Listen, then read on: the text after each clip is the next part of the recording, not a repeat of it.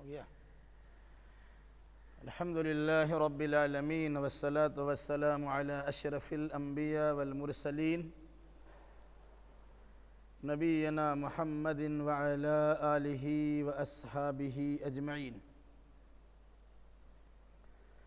اعوذ باللہ من الشیطان الرجیم، بسم اللہ الرحمن الرحیم۔ حامیم عین سین قاف۔ كذلك يوحي إليك وإلى الذين من قبلك الله العزيز الحكيم له ما في السماوات وما في الأرض وهو العلي العظيم تكاد السماوات يتفطرن من فوقهن والملائكة يسبحون بحمد ربهم ويستغفرون لمن في الأرض ألا إن الله هو الغفور الرحيم والذين اتخذوا من دونه أولياء الله حفيظ عليهم وما أنت عليهم بوكيل۔ اس سورہ کا نام ہے سورہ شورا۔ شورا کا معنی ہوتا ہے مشورہ لینا۔ اس سورہ میں ایک جگہ پر مسلمانوں کے کاموں سے متعلق اس چیز کی وضاحت کی گئی ہے، یہ آپس میں مشورہ کر کے ہی کوئی کام کرتے ہیں۔ وَأَمْرُهُمْ شُورَى بَيْنَهُمْ، ان کے معاملات آپس کے مشورے سے حل ہوتے ہیں۔ اسی لفظ شورا کو اس سورہ کا نام بنا دیا گیا اور اس کا نام رکھا گیا الشورا یا الشورا۔ یہ سورہ مکی ہے اور مضمون سے اندازہ ہوتا ہے کہ مکی دور کے درمیانی ایام میں نازل ہوئی ہے، اور اس سے پہلے جو سورہ گزری ہے سورہ حامیم سجدہ، اس کے بعد نازل ہوئی ہے۔ اس سورہ کا خاص اور مرکزی مضمون ہے اللہ اور مذہب و دین کے معاملہ میں جو لوگ شکوک و شبہات سے دوچار ہیں ان کا ازالہ کرنا، اور بطور خاص اللہ کی جانب سے آنے والی وحی جو پیغام اللہ بھیجتا ہے اس وحی کے ذریعے سے دنیا والوں کی اصلاح کرنا۔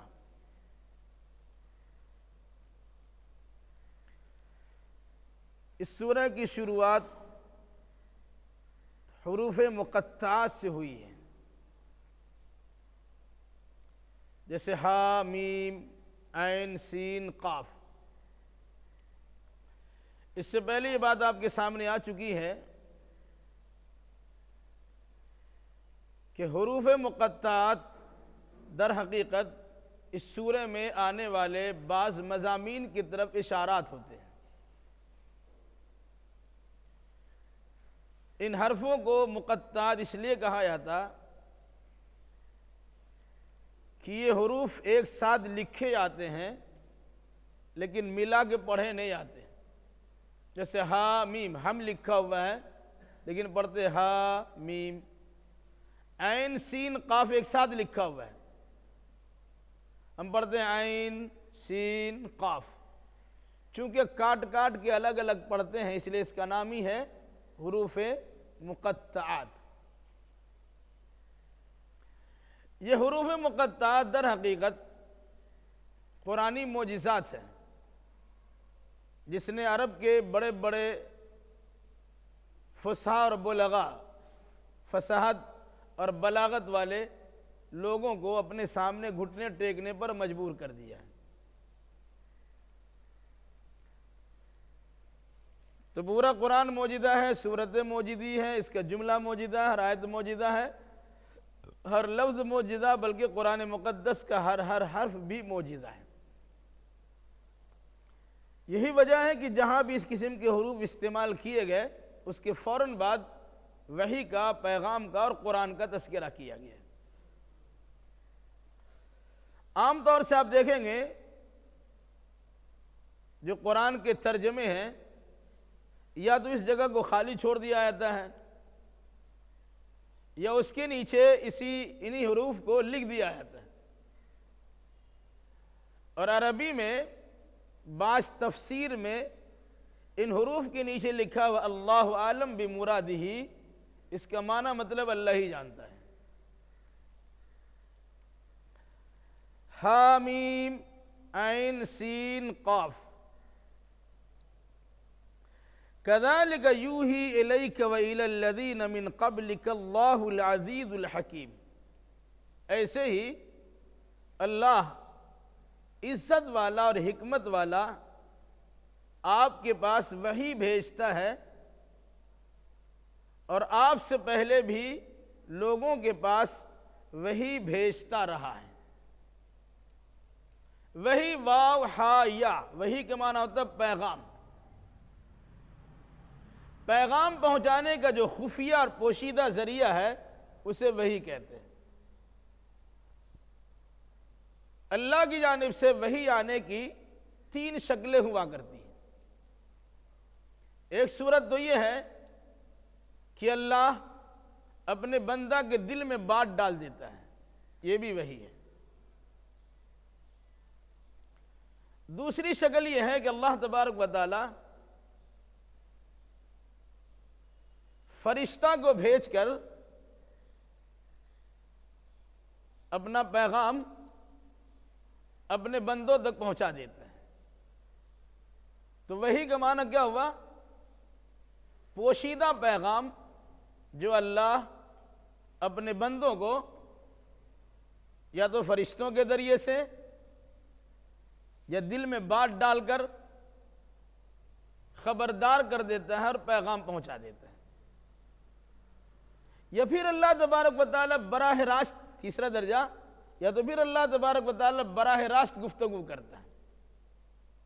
جیسے موسیٰ علیہ السلام سے طور پہاڑ پہ اللہ تبارک و تعالی نے بات کیا، بیچ میں کوئی فرشتہ نہیں، دونوں کے درمیان آپس میں بات ہوئی۔ ایک طریقہ یہ ہے۔ دوسرا طریقہ کہ دل میں بات ڈال دیا گیا۔ تیسرا طریقہ جبریل علیہ السلام کو بھیج دیا گیا۔ خود اللہ کے نبی صلی اللہ علیہ وسلم سے بھی اس طرح کی بات ہوئی ہے کہ آپ کو معراج کی رات بلایا گیا اور فرشتوں کے واسطہ کے بغیر اللہ اور اس کے رسول کے درمیان گفتگو ہوئی ہے۔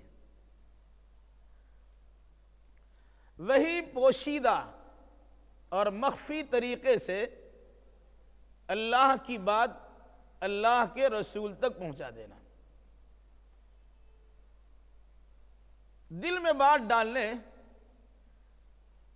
کی ایک شکل یہ ہوتی تھی کہ سخت سردی کے زمانے میں ایسا لگتا کبھی گھنٹی کے بجنے کی آواز آتی ہے، سلسلۃ الجرس، اور آپ آرام سے بیٹھ جاتے اور پھر اللہ کی طرف سے وحی اترنا شروع ہو جاتا۔ حضرت عائشہ فرماتی رضی اللہ تعالیٰ عنہ، وحی کی یہ شکل بڑی خطرناک ہوتی تھی۔ سخت سردی کے زمانے میں جب اس صورت میں وحی نازل ہوتی، آپ پسینہ پسینہ ہو جاتے تھے۔ سردی میں آدمی ٹھنڈا لگتا ہے، لیکن وحی کے نازل ہونے کے نتیجے میں آپ کو گرمی لگنا شروع ہو جاتی تھی۔ ایسے ہی اللہ جو عزت والا بھی ہے، حکمت والا بھی ہے، آپ کے پاس وحی بھیجتا اور پیغام بھیجتا ہے، اور آپ سے پہلے بھی جن جن لوگوں کو اللہ نے رسول بنایا ہے ان کے پاس بھی اللہ تبارک و تعالی پیغام بھیجتا رہا ہے۔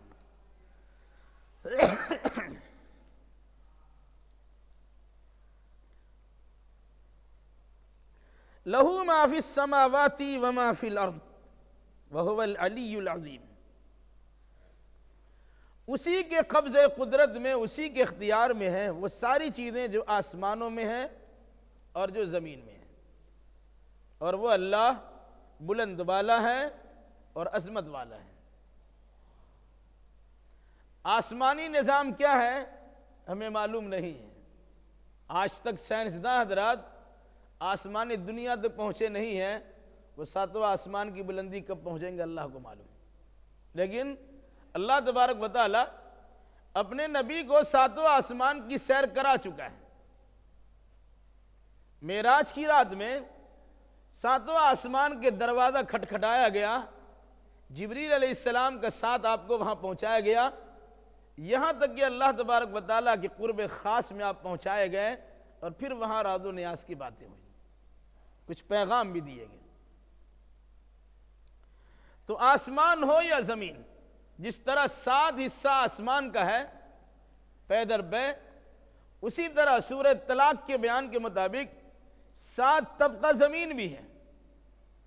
زمین ہے، اس کے نیچے بھی کچھ فاصلہ ہے، پھر زمین ہے، پھر فاصلہ، پھر زمین ہے. جس طرح آسمان کا 7 درجہ ہے اسی طرح زمین کا بھی 7 طبقہ ہے. تو ہر آسمان کے اوپر، آسمان کے نیچے، دونوں کے درمیان، یا آسمان و زمین کے درمیان، یا زمین کے اندر کی چیزیں، جتنی بھی چیزیں ہیں سب اللہ تبارک و تعالیٰ کی اختیار میں ہے، اس کے قبضے قدرت میں ہے، اس کی نگہبانی نگرانی میں ہے.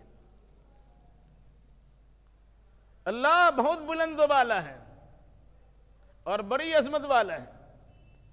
اتنا اونچا آسمان بھی اللہ کے ساتھ شریک نہیں ہے، اور یہ زمین جو ساری کائنات کو فائدہ پہنچانے والی ہے وہ کسی بھی اعتبار سے اللہ کا شریک نہیں ہے، کیونکہ یہ سب مخلوق ہے. اللہ خالق ہے اور یہ چیزیں مخلوق ہیں. کوئی بلندی کو پہنچ جائے تو اللہ کو درجہ کو پالے، ایسا نہیں ہے. کوئی کسی کو انسان کو فائدہ پہنچا دے پھر وہ اللہ کا درجہ پالے، ایسا نہیں ہے.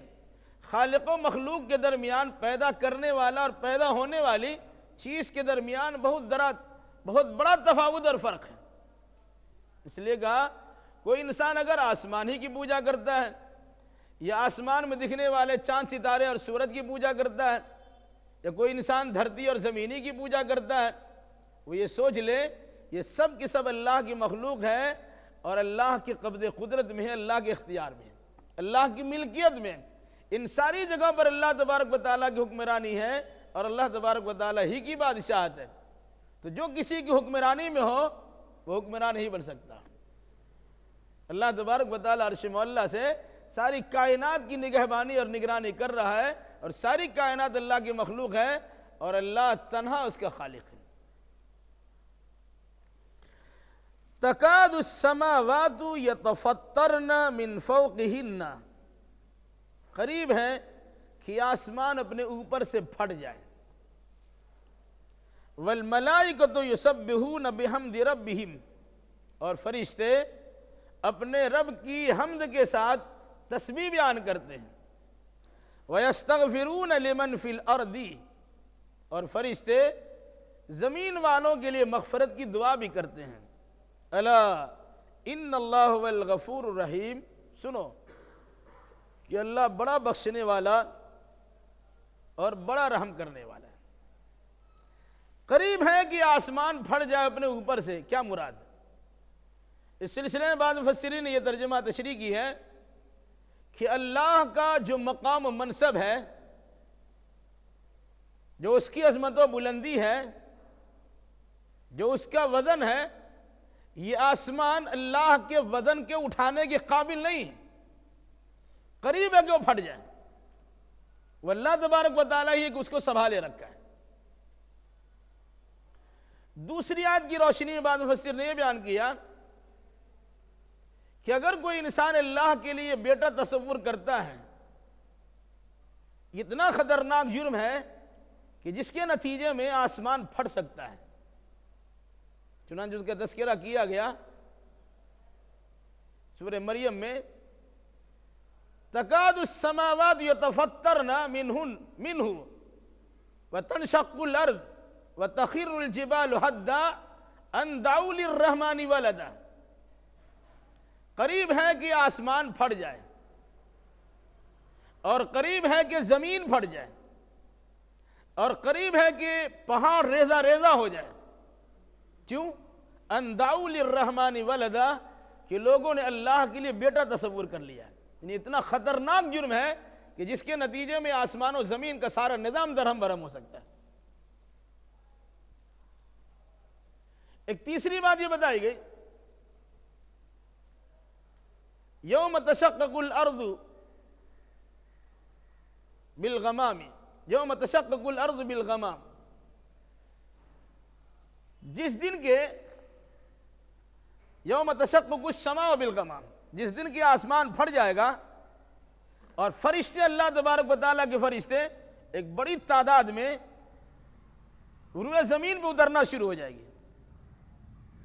وَيَوْمَ تَشَقَّقُ السَّمَاءُ بِالْغَمَامِ وَنُزِّلَ الْمَلَائِكَةُ تَنزِيلًا الْمُلْكُ يَوْمَئِذٍ الْحَقُّ لِلرَّحْمَنِ وَكَانَ يَوْمًا عَلَى الْكَافِرِينَ عَسِيرًا۔ وہ قیامت کا تذکرہ کرتے ہوئے کہا کہ جس دن کے آسمان پھٹ جائے گا جس طرح بادل پھٹ جاتا ہے، اور فرشتوں کا نزول ہونا شروع ہو جائے گا۔ آج کا دن یعنی قیامت کا دن مبنی بر حقیقت ہے، جو اللہ تبارک و تعالیٰ کی طرف سے اس کا آنا ہی آنا ہے، اور یہ دن کافروں پہ بڑا سخت گزرے گا۔ اس مناسبت سے آسمان کے پھٹنے کا تذکرہ قرآن مقدس میں کئی جگہ پر کیا گیا، اور پھر قیامت کا تذکرہ کرتے ہوئے کہا اذا السماء انشقت، جب آسمان پھٹ جائے گا، گویا آسمان و زمین کا سارا نظام درہم برہم ہو جائے گا جب قیامت کے قائم ہونے کی باری آئے گی۔ اس کے ساتھ فرمایا وَالْمَلَائِكَةُ يُسَبِّحُونَ بِحَمْدِ رَبِّهِمْ، اور اللہ کے فرشتے اپنے رب کی حمد کے ساتھ تسبیح بیان کرتے ہیں، سبحان اللہ و بحمدہ پڑھتے ہیں، یا سبحان اللہ کہتے ہیں اور الحمدللہ کہتے ہیں۔ کیسے؟ اللہ کے عرش کے اٹھانے والے فرشتے ہیں، پھر اس کے ارد گرد بھی فرشتے ہیں۔ اللہ کے جاہ و جلال کو دیکھ کر فرشتے بھی ہمیشہ خوف زدہ رہتے، ڈرے اور سہمے رہتے ہیں کہ ایسا نہ ہو کہ اللہ تبارک و تعالیٰ کے غضب کا ظہور ہو جائے اور ساری کائنات درہم برہم ہو جائے۔ اس کے لیے فرشتے اللہ کی بارگاہ میں ہمیشہ تسبیح اور تحمید کرتے رہتے ہیں، سبحان اللہ پڑھتے رہتے ہیں اور الحمدللہ پڑھتے رہتے ہیں کہ سارے عیبوں سے اللہ پاک ہیں، اور ساری کائنات کا وجود بخشنے والا اللہ ہے، اس کی تعریف ہے، اور بے شمار نعمتوں کے سہارے ہماری زندگی گزر رہی ہے، اس پر اللہ تبارک و تعالیٰ کا شکریہ ہے۔ گویا شکر گزاری کے لیے اور نعمتوں کے ملنے پر تعریف کرنے کے لیے الحمدللہ کہا جاتا، اور اللہ تبارک و تعالیٰ کو سارے عیبوں سے پاک سمجھنے کے لیے سبحان اللہ کہا جاتا کہ اللہ ہر عیب سے، ہر نقص سے، ہر خرابی سے پاک اور صاف ہے۔ اسی پر بس نہیں ہے، ایک بات اور بتائی گئی وَيَسْتَغْفِرُونَ لِمَنْ فِي الْأَرْضِ، یہ فرشتے زمین والوں کے لیے مغفرت کی دعا کرتے ہیں۔ اس سلسلے میں بعض مفسرین نے تو یہ بیان کیا کہ دنیا میں رہنے والے انسانوں کی طرف سے جو اللہ کی شان میں گستاخیاں ہوتی ہے، کسی نے اللہ کے لیے بیٹا تصور کر لیا، کسی نے اللہ کے لیے بیوی مان لیا، کسی نے اللہ کے لیے فرشتوں کو بیٹی مان لیا، اور کسی نے اللہ کی مخلوقات کو اللہ کا شریک ٹھہرا دیا، جس کے نتیجے میں اللہ غضبناک ہو سکتا ہے، اور اس غضبناکی کے عالم میں عذاب کا برکھا برسا سکتا ہے۔ اس کیفیات کو دیکھ کے فرشتے ڈرتے بھی ہیں اور اللہ تبارک و تعالیٰ کی تسبیح و تحلیل بھی کرتے ہیں، اور دنیا والوں کے لیے بطور خاص اللہ کے فرشتے مغفرت کی دعا بھی کرتے رہتے ہیں۔ یہاں اس سلسلے میں سورہ مومن کی آیت نمبر 7 کو اگر ملا لیں تو بات بڑی واضح ہو جائے گی۔ الذین یحملون العرش ومن حولہ یسبحون بحمد ربہم ویؤمنون بہ ویستغفرون للذین آمنوا ربنا وسعت کل شیء رحمتا وعلما فاغفر للذین تابوا واتبعوا سبیلک وقہم عذاب الجحیم۔ ایک تو عام بات ہوئی کہ دنیا میں جو شرک کا معاملہ ہوتا ہے اس پر اللہ تبارک و تعالیٰ غضبناک ہوتا ہے، فرشتے اللہ تبارک و تعالیٰ سے ان انسانوں کے لیے مغفرت کی دعا کرتے ہیں، الہی یہ نادانی میں اور ناسمجھی کی بنیاد پر بندے تیرے ساتھ شریک کر دیتے ہیں، انہیں بخش دیا جائے۔ دوسری بات بعض مفسرین نے بیان کی ہے قرآن مقدس کی سورۃ المومن کی آیت کی روشنی میں، یہ فرشتے صرف اہل ایمان کے لیے دعا کرتے ہیں کہ اہل ایمان سے بھول ہو سکتی ہے، ان سے خطا اور غلطی کا صدور ہو سکتا ہے، ان کے گناہوں کے نتیجے میں بھی اللہ تبارک و تعالیٰ پکڑ سکتا ہے، دنیا بھی عذاب سے دوچار کر سکتا ہے، اور مرنے کے بعد اگر معافی اور بخشش نہیں ہوئی تو جہنم میں گرفتار کر سکتا ہے۔ تو ایسے لوگوں کے لیے فرشتے اللہ کی بارگاہ میں خصوصی دعا کرتے ہیں کہ الہی ان اہل ایمان کو بخش دیا جائے اور ان کی خطاؤں کو معاف کر دیا جائے۔ اور تیسری بات بطور خاص یہ بتائی گئی کہ جو اہل ایمان اللہ تبارک و تعالیٰ کی بارگاہ میں غلطیوں کے ازالے کے لیے توبہ استغفار کرتے ہیں، بطور خاص ان کے لیے کہا گیا کہ فرشتے ان کے لیے خصوصیت کے ساتھ دعا کرتے ہیں۔ کیا دعا کرتے ہیں؟ کہ الہی فاغفر للذین تابوا واتبعوا سبیلک وقہم عذاب الجحیم، جو لوگ توبہ کرتے ہیں انہیں بخش دیا جائے، جو لوگ تیرے راستے کی پیروی کرتے ہیں انہیں بخش دیا جائے، اور جب بخشا جائے گا تو ایسے انسان کو جہنم کے عذاب سے بچا لیا جائے۔ اب غور کیجئے، اگر کسی انسان کے لیے فرشتے اللہ تبارک و تعالیٰ کی بارگاہ میں مغفرت کی بھیک مانگ رہے ہو، اس انسان کا درجہ کتنا بڑا ہے۔ اگر اہل ایمان ہم ہیں اور توحید و سنت پر قائم و دائم ہیں، غلطیاں ہم سے سرزد ہو جاتی ہیں، تو ہمارے لیے اللہ تبارک و تعالیٰ کی بارگاہ میں اللہ کے فرشتے مغفرت کی دعا کرتے ہیں، کتنی بڑی بات ہے۔ اس کے باوجود اگر اپنے آپ کو ہم سدھارنے کے لیے تیار نہ ہو اور گناہوں سے دور رہنے کی کوشش نہ کرے، اور گناہ کے ہو جانے کے بعد اللہ کی بارگاہ میں خود مغفرت کی دعا نہ کرے، تو ہم سے بڑا بدنصیب انسان کون ہو سکتا ہے۔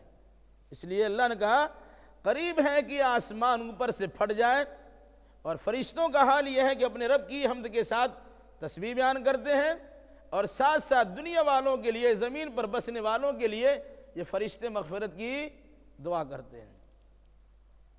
قرآن کہتا ہے الا ان اللہ هو الغفور الرحیم، سنو کہ اللہ بڑا بخشنے والا، بڑا رحم کرنے والا ہے۔ اب اگر کوئی انسان اللہ کی بارگاہ میں سفارش کرے گا اور وہ انسان سفارش کے لائق بھی ہو جس کے بارے میں سفارش کی جائے، یا کوئی مخلوق اللہ کی بارگاہ میں سفارش کسی کے لیے کرے جن اللہ تبارک و تعالیٰ نے سفارش کرنے کے اختیار بھی دیا ہے، تو اللہ ضرور ان کی سفارش کو سنے گا۔ فرشتے کسی کے حق میں سفارش کی بھیک نہیں مانگتے جب تک کہ اللہ کی جانب سے انہیں سفارش کرنے کی وہ اجازت نہیں ملتی ہے۔ کیوں؟ فرشتوں کے بارے میں قرآن کا یہ حکم ہے کہ لا یعصون اللہ ما امرہم ویفعلون ما یؤمرون، فرشتے اللہ کے حکم کی نافرمانی نہیں کرتے ہیں بلکہ جو انہیں حکم دیا جاتا ہے اسے بجا لانے میں ہمہ وقت لگے رہتے ہیں۔ اس لیے فرشتے کوئی عمل اللہ کی مرضی اور مشیت کے خلاف نہیں ہے۔ اب اگر وہ اہل ایمان کے لیے یا زمین پر بسنے والوں کے لیے مغفرت کی دعا کرتے ہیں، وہ اللہ تبارک و تعالیٰ ہی ان کے حق میں سفارش کرنے کے لیے فرشتوں کو متنبع کرتا ہے۔ اللہ ہمیں ان فرشتوں کی سفارشوں سے فیضیاب ہونے کا موقع عطا فرمائے، آمین۔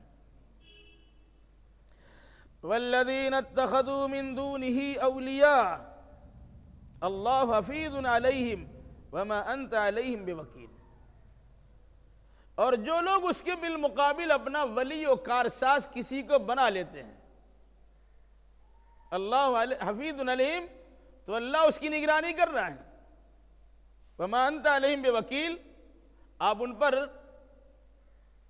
وکالت کرنے والے اور زور زبردستی کرنے والے نہیں ہیں۔ جب کوئی انسان اللہ کے ساتھ کسی کو شریک کرتا ہے تو ہر نبی کو قلبی اور دلی تکلیف پہنچتی ہے۔ خود اللہ کے نبی صلی اللہ علیہ وسلم کو اللہ کے بالمقابل جب لوگوں نے کسی کو ولی و کارساز تصور کر لیا تو اللہ کے نبی صلی اللہ علیہ وسلم کو بھی بڑا قلق ہوتا تھا، دلی تکلیف ہوتی تھی۔ اب چاہتے تھے کہ سب لوگ اللہ کے پرستار بن جائیں اور غیر اللہ کی پرستی سے باز آ جائیں، تو اللہ تبارک و تعالیٰ نے کہا آپ کا کام پیغام پہنچا دینا ہے، اس کی نگرانی کرنا، نگہبانی کرنا میرا کام ہے۔ کون بندہ میرا کھاتا ہے اور کون بندہ میرے علاوہ کسی اور کا گاتا ہے، پیدا میں نے کیا ہے، بے شمار نعمتیں ہم نے عطا کی ہیں، صحت و تندرستی بھی بخشی ہے، دنیاوی بہت سارے معاملات انہیں ہم نے حل کرا دیے ہیں، پھر بھی اگر وہ ہمیں چھوڑ کر ہمارے بندوں میں سے کسی کو اپنا ولی و کارساز تصور کرتا ہے، بگڑی بنانے والا اور کام بنا دینے والا مان لیتا ہے، یہ بڑا خطرناک جرم ہے۔ ہم اس کی نگرانی کر رہے ہیں، ان کے حرکات و سکنات کو نوٹ کر رہے ہیں، اس کی ریکارڈنگ بھی کرا رہے ہیں، آڈیو اور ویڈیو گرافی مکمل ہو رہی ہے۔ آپ اے نبی اس سلسلے میں دل برداشتہ مت ہوئیے، فیصلہ کرنا ہمارا کام ہے۔ ہم چاہے دنیا میں سزا سے دو چار کریں گے اور چاہے تو مرنے کے بعد انہیں عذاب میں گرفتار کریں گے، اور اگر توفیق ہم نے دے دیا ان کی مغفرت اور معافی بھی ہو سکتی ہے اور پھر وہ اچھا انسان ہی بن سکتا ہے۔ وہ سارا کا سارا معاملہ ہمارے اختیار میں ہے۔ چنانچہ اس کے بعد فرمایا وَكَذَلِكَ وَحَيْنَا إِلَيْكَ قُرْآنًا عَرَبِيًّا لِتُنذِرَ أُمَّ الْقُرَىٰ وَمَنْ حَوْلَهَا وَتُنذِرَ يَوْمَ الْجَمْعِ لَا رَيْبَ فِيهِ فَرِيقٌ فِي الْجَنَّةِ وَفَرِيقٌ فِي السَّعِيرِ۔ ایسے ہی ہم نے آپ کے پاس عربی قرآن کی شکل میں پیغام بھیج دیا، لِتُنذِرَ أُمَّ الْقُرَىٰ، تاکہ آپ مکہ ومن حولها، ام القریٰ یعنی مکہ المکرمہ اور اس کے ارد گرد کے لوگوں کو خبردار کر دیں۔ وَتُنذِرَ يَوْمَ الْجَمْعِ لَا رَيْبَ فِيهِ، اور لوگوں کو ڈر سنا دے ایسے دن کے بارے میں جو جمع کرنے کا دن ہے، جس میں کوئی شک و شبہ نہیں۔ تُنذِرَ يَوْمَ الْجَمْعِ، جمع کرنے والے دن سے آپ انہیں ڈرا دیں جس دن کے واقع ہونے میں کوئی شک و شبہ نہیں ہے۔ مراد اللہ نے قرآن مجید کو عربی زبان میں نازل کیا۔ جتنی بھی زبان دنیا میں پائی جاتی ہے ان تمام زبانوں میں سب سے زیادہ مکمل زبان عربی زبان ہے۔ ایک جملہ استعمال کر دیا جائے اس کے نیچے سمندر بنا ہوتا ہے، چھوٹے چھوٹے جملے میں بڑی بڑی باتیں بیان کر دی جاتی ہیں۔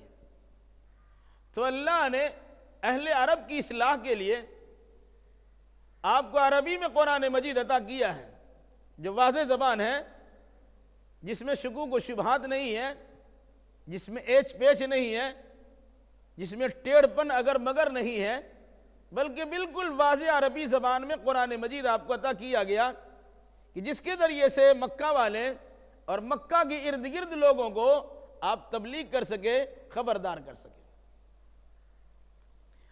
مکہ المکرمہ کو ام القریٰ کہا گیا، بستیوں کی ماں۔ آج کے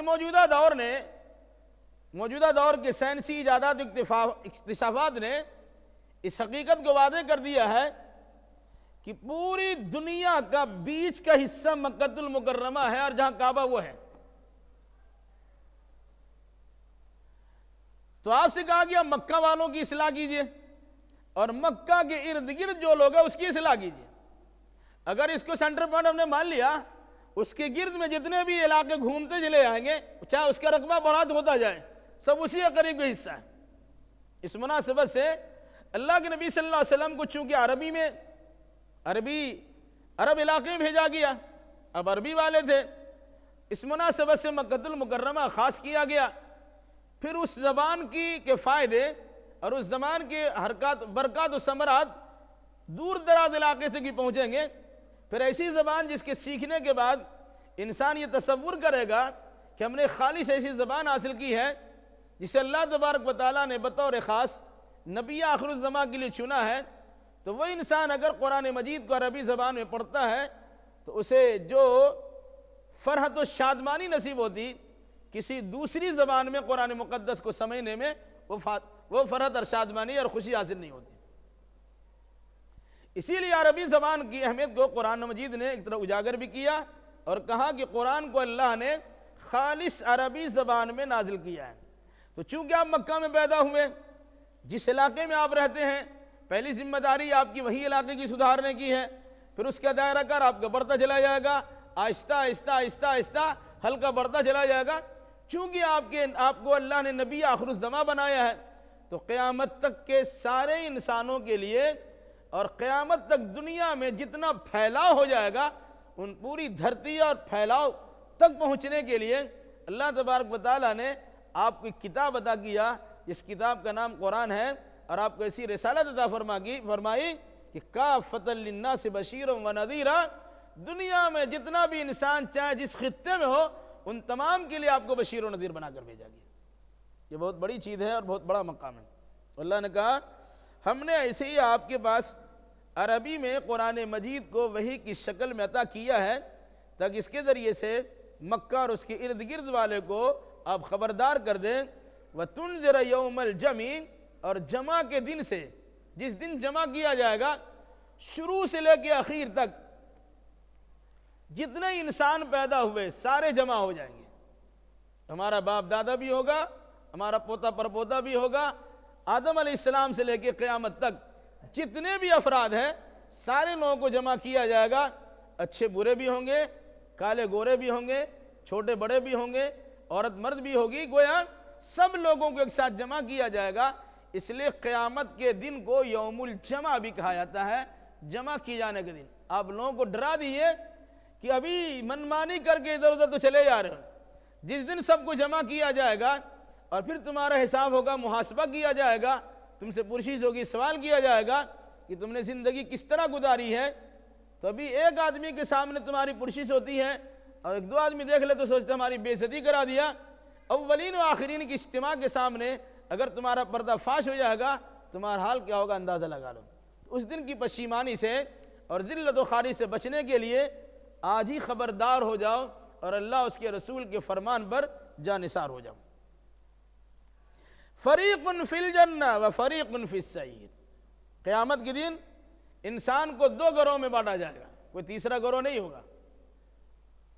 دو گروہ ہیں، ایک گروہ کو جنت میں ڈالا جائے گا، ایک گروہ کو جہنم میں ڈال دیا جائے گا۔ اللہ نے دو ہی جگہ بنائی، جنت یا جہنم میں۔ تیسری جگہ اعراف ہے جو جنت و جہنم کے بیچ میں ہے، وقتی طور سے انہیں تھوڑی دیر کے لیے ڈالا جائے گا، لیکن صاحب اعراف کو پھر اسے جنت میں ہی ڈال دیا جائے گا، انہیں جہنم سے بچا لیا جائے گا۔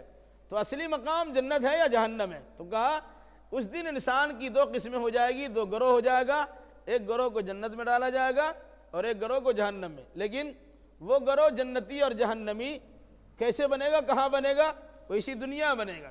جن کے عقیدہ اعمال درست ہوں گے وہ جنتی گروہ ہیں، جن کے عقیدہ اعمال خراب ہوگا وہ جہنمی گروہ۔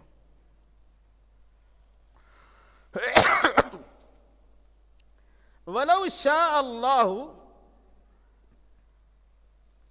لَجَعَلَهُمْ أُمَّةً وَاحِدَةً وَلَكِنْ يُدْخِلُ مَنْ يَشَاءُ فِي رَحْمَتِهِ وَالظَّالِمُونَ مَا لَهُم مِّن وَلِيٍّ وَلَا نَصِيرٍ۔ اور اگر اللہ تعالیٰ چاہتا تو ان تمام کو ایک ہی امت بنا دیتا، لیکن اللہ جسے چاہتا ہے اپنی رحمت میں شامل کر دیتا، داخل کر دیتا ہے۔ اور رہے ظالم لوگ تو ما لہم من ولی ولا نصیر، تو ظالموں کے لیے کوئی نہ ولی و کارساز ہوگا اور نہ کوئی ممد و مددگار ہوگا۔ دنیا میں دو طرح سے لوگ ہو گئے، کافر و مسلم۔ جنت میں دو طرح، دنیا آخرت میں یعنی قیامت دو طرح کے لوگ ہو جائیں گے، جہنمی اور جنتی۔ اللہ تبارک و تعالیٰ اگر کسی پہ زور زبردستی کرتا تو کسی کو کافر و مشرک نہیں بننے دیتا، زبردستی اسلام اور ایمان میں داخل کرا دیتا۔ لیکن اللہ کی مشیت یہ چاہا کہ ایسا کرنے سے انسان مجبور تصور کیا جائے گا، بلکہ انسان کو پیدا کر کے چھوڑ دیا اور دو راستے دکھا کر کے اس کو اختیار دے دیا گیا، چاہو تم جنتی راستہ اپنا لو، چاہے تم جہنمی راستہ اپنا لو۔ اگر اللہ تعالیٰ چاہتا تو سب کو ایک ہی راستے میں لگا دیتا، سب کو جہنمی بنا دیتا، اور اللہ تعالیٰ چاہتا تو سب کو جنتی بنا دیتا، سب کو ایک بنا دیتا۔ لیکن اللہ کی جو دو مخلوق جنت جہنم بنی ہوئی ہے ان دونوں کا پیٹ ہی بھرنا ہے۔ ان دونوں کا پیٹ بھرنے کے لیے اللہ تبارک و تعالیٰ نے انسان کو اور جنات کو یہ اختیار دے دیا کہ تم چاہو تو جنت کا راستہ اپنا لو اور تم چاہو تو جہنم کا راستہ اپنا لو۔ فمن شاء فلیؤمن ومن شاء فلیکفر، جو چاہے ایمان قبول کرے اور جو چاہے کافر ہو جائے۔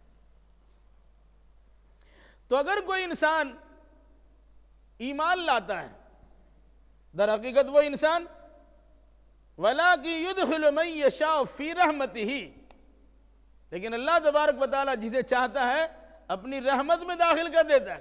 اسلام دین رحمت ہے، اس رحمت میں داخل کر دیا، یعنی اسلام کی قبول کرنے کی توفیق عطا فرما دی۔ یا پھر اللہ تبارک و تعالیٰ کی رحمت کا ایک بہترین مظہر جنت ہے، اللہ جسے چاہتا ہے جنت میں داخل کرتا ہے، وہ انسان اللہ کی رحمت کے سائے میں چلا جاتا ہے۔ یہ بات یاد رکھیے گا، کوئی انسان اللہ کی رحمت و مغفرت کے بغیر جنت میں نہیں جا سکتا۔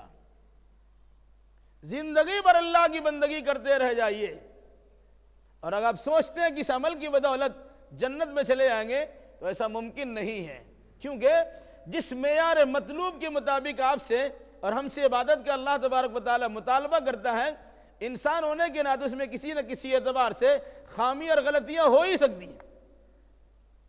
جب آپ نے فرمایا تم میں سے کوئی انسان یہ نہ سوچے کہ وہ اپنے عمل کی بدولت جنت میں چلا جائے گا، تو صحابہ کرام نے اللہ کے نبی صلی اللہ علیہ وسلم سے پوچھا وَلَا أَنْتَ يَا رسول اللہ، اے اللہ کے رسول صلی اللہ علیہ وسلم، کیا آپ بھی اپنے عمل کی بدولت جنت میں نہیں جائیں گے؟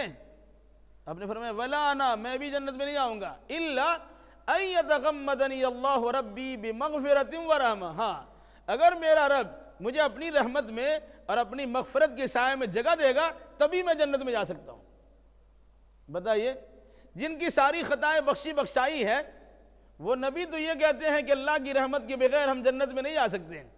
جب اللہ ہماری خطا اور لغزشوں کو معاف نہیں فرمائے گا ہم جنت میں نہیں جا سکتے ہیں۔ اور ہمارا معاملہ کیا ہے؟ تاڑی پیو چھان کر اور جنت میں جاؤ پھان کر۔ ایک تو یہ ہوتا ہے، دوسرا 2-4 وقت کی نماز پڑھتے ہیں، ہماری ٹوپی نیچے چلی آتی، اور معاشرے میں اور سماج میں ایسا معاملہ ہوتا ہے، لوگ سمجھتے ہیں بڑے دیندار جا رہے ہیں، ان کے لیے جنت پکی ہو چکی ہے۔ یاد رکھیے گا، کوئی کسی کو نہ جہنمی کہہ سکتا نہ کسی کو جنتی کہہ سکتا ہے۔ یہ جنتی اور جہنمی کرنے کا فیصلہ اللہ کا ہے، اور ان کے اس فیصلے کو یا پھر اللہ کے نبی صلی اللہ علیہ وسلم سناتے ہیں جب اللہ کی جانب سے کسی کے بارے میں جنتی کہنے کا حکم ملتا ہے یا کسی کے بارے میں جہنمی کہنے کی تاکید ہوتی ہے۔ اس لیے ہم کسی کو جنتی جہنمی نہیں کہہ سکتے، یہ جنتی اعمال ہے، یہ جہنمی اعمال ہے، ایسے لوگ جنت میں جاتے ہیں، ایسے لوگ جہنم میں جاتے ہیں۔ اس طرح کے ہم عام باتیں کر سکتے ہیں، لیکن آپ بلا نماز روزہ کے پابند ہیں، آپ کے لیے جنت واجب ہے، نہیں کہہ سکتے۔ میدان جنگ میں شہادت کا جام نوش کرنے والے انسان کے بارے میں بعض لوگ اس پر جنت واجب ہوگی، آپ نے فرمایا ایسا مت کہو۔ صحابہ اللہ کے نبی کے زمانے کا واقعہ ہے، بعد میں دیکھا گیا وہ زخموں کا تاب نہیں لا سکے اور اپنا نیزہ سینے میں گھونپ لیا اور شہید ہو گئے، انتقال کر گئے۔ کیا انہیں شہادت درجہ ملا؟ کیا وہ جنت میں چلے آئیں گے؟ نہیں۔ تو ہم کسی کے بارے میں اس طرح کے فیصلہ نہیں سنا سکتے۔ اللہ نے کہا وَلَٰكِن وَلَوْ شَاءَ اللَّهُ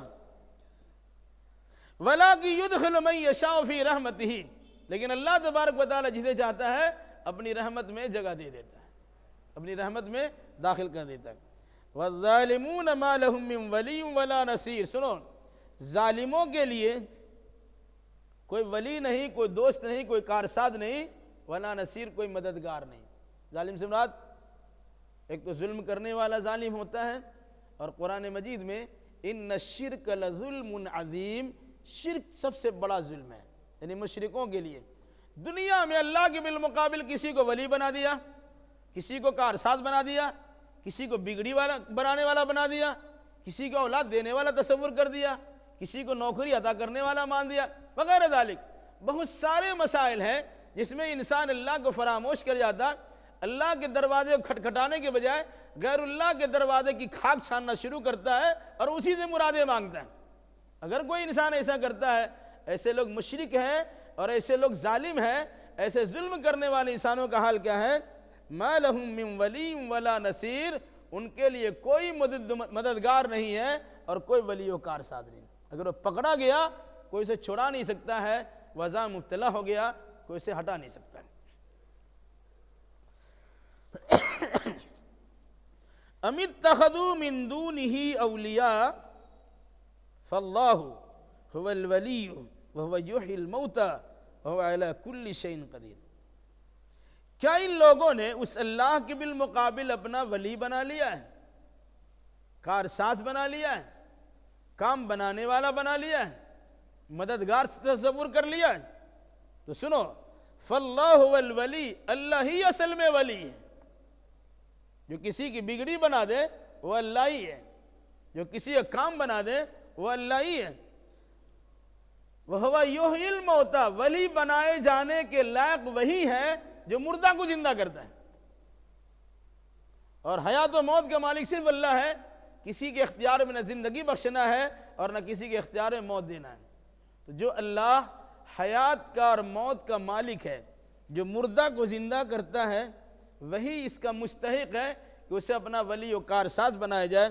اور جو اللہ ہر چیز پہ قادر ہے، جس کے یہاں کسی قسم کا کوئی نقص نہیں ہے، کوئی خامی اور کمی نہیں ہے، وہی اللہ ولی بننے کے قابل ہے. ورنہ کوئی ولی نہیں بن سکتا.